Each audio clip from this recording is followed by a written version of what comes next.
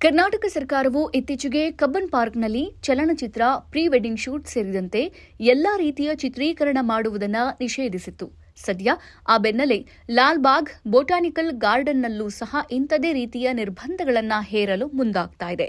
ಪರಿಸರದ ಶುದ್ಧ ಗಾಳಿ, ನೀರು ಮತ್ತು ಆರೋಗ್ಯಕರ ಮಣ್ಣು, ಪ್ರಾಣಿ, ಪಕ್ಷಿ ಮತ್ತು ಸಸ್ಯ ಪ್ರಭೇದಗಳು ವಾಸಿಸಲು ಸೂಕ್ತ ವಾತಾವರಣ ನಮ್ಮ ಬದುಕಿಗೆ ಅತ್ಯಗತ್ಯ.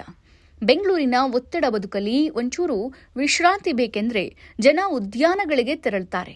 ಈ ಐತಿಹಾಸಿಕ ಪಾರ್ಕ್ನನ್ನ ಉಳಿಸಿಕೊಳ್ಬೇಕೆಂದ್ರೆ ಸಾರ್ವಜನಿಕರು ಅದನ್ನು ಕಾಪಾಡಿಕೊಳ್ಳುವುದು ಅತ್ಯಗತ್ಯ.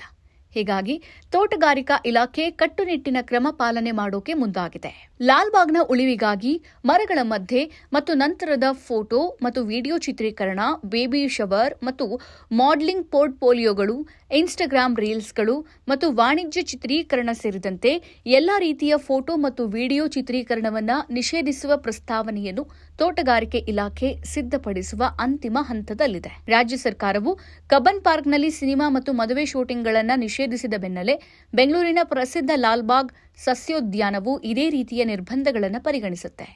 ಲಾಲ್ಬಾಗ್ನಲ್ಲಿ ಎಲ್ಲಾ ರೀತಿಯ ಫೋಟೋ ಮತ್ತು ವಿಡಿಯೋ ಶೂಟಿಂಗ್ಗಳನ್ನು ನಿಷೇಧಿಸುವ ಪ್ರಸ್ತಾವನೆಯನ್ನು ತೋಟಗಾರಿಕಾ ಇಲಾಖೆ ಸಿದ್ಧಪಡಿಸ್ತಾ ಇದೆ. ಇನ್ನು ಇತ್ತೀಚೆಗೆ ಲಾಲ್ಬಾಗ್ನಲ್ಲಿ ಅನುಚಿತವಾಗಿ ವರ್ತಿಸ್ತಾ ಇರುವವರ ಸಂಖ್ಯೆ ಕೂಡ ಹೆಚ್ಚಾಗ್ತಾ ಇದೆ. ಇದು ಕಿರಿಯರು, ಹಿರಿಯ ನಾಗರಿಕರಿಗೆ ಮುಜುಗರವನ್ನುಂಟು ಮಾಡುವಂತೆ ಮಾಡಿದೆ. ಸಾರ್ವಜನಿಕವಾಗಿ ಬಟ್ಟೆ ಬದಲಾಯಿಸೋದು, ಹುಡುಗ-ಹುಡುಗಿಯರ ಲಲ್ಲೆ ಪ್ರವಚನ, ಇದು ವಿಶೇಷವಾಗಿ ಮಕ್ಕಳು ಮತ್ತು ಹಿರಿಯ ನಾಗರಿಕರಿಗೆ ಕಸಿವಿಸಿಯುಂಟು ಮಾಡುತ್ತೆ. ಕೆಲವು ಸಂದರ್ಭಗಳಲ್ಲಿ ಛಾಯಾಗ್ರಾಹಕರು ಮತ್ತು ದಂಪತಿಗಳು ಉತ್ತಮ ಫೋಟೋ ಮತ್ತು ವಿಡಿಯೋ ಆಂಗಲ್ಗಳಿಗಾಗಿ ಮರಗಳನ್ನು ಹತ್ತುತ್ತಿರುವುದು ಅಥವಾ ಹೂವಿನ ಗಿಡಗಳ ಮೇಲೆ ನಿಂತಿರುವುದು ಕಂಡುಬಂದಿದೆ. ಇದರಿಂದ ಸಸ್ಯಗಳು ಮತ್ತು ಮರಗಳಿಗೆ ಹಾನಿಯಾಗುತ್ತೆ. ಇನ್ನಷ್ಟು ಹೆಚ್ಚಿನ ಮಾಹಿತಿಗಾಗಿ ಫಾಲೋ ಮಾಡಿ ಬ್ರಿಗೇಡ್ ನ್ಯೂಸ್ ಕನ್ನಡ.